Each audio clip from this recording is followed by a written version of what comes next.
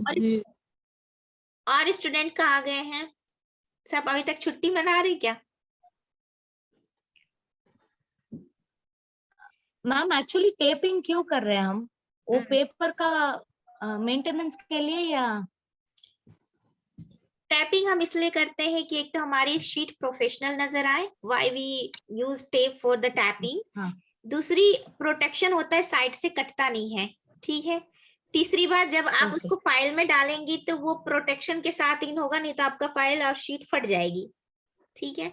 So this is the 3 important reason why you use a black tape for the, किस लिए?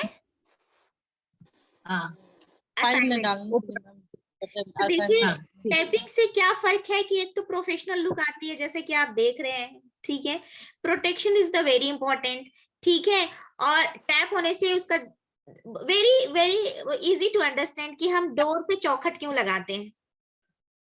जी actually मैं मैके में आई हूँ, अब मेरा टेप वहीं पर है, घर पे है, इस वजह से अभी कोई दिक्कत नहीं है, लेकिन आप लोग सारे स्टूडेंट ध्यान दीजिएगा, शीट प्रेजेंटेशन वेरी इंपॉर्टेंट।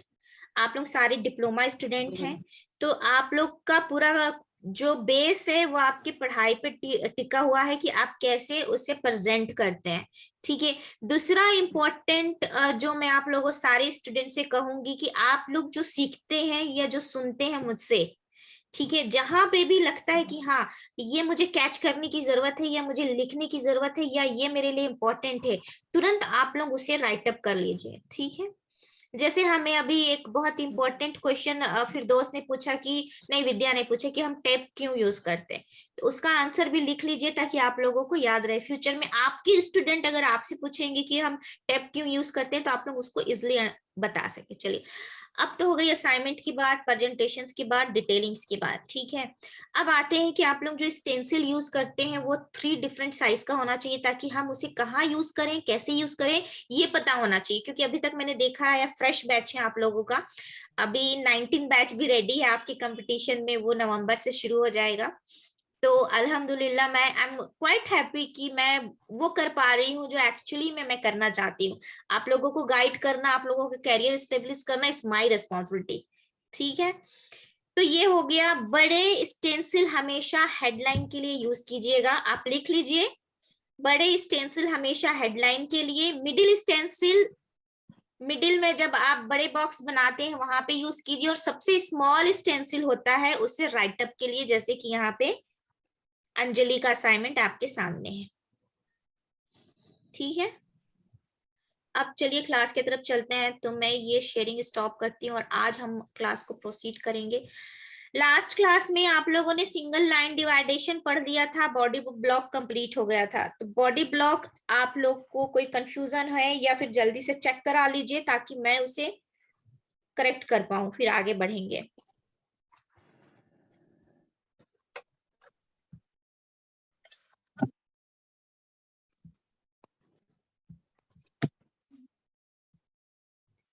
ठीक है, अब मेरे साथ इसे साथ में रीड कीजिए, ठीक है। Colour is the particular characterise of light described by a colour name, specially colour is a light and light is composed of many colours. Clear है? Those we see are the colors of the visual spectrum: red, orange, yellow, green, blue, and violet.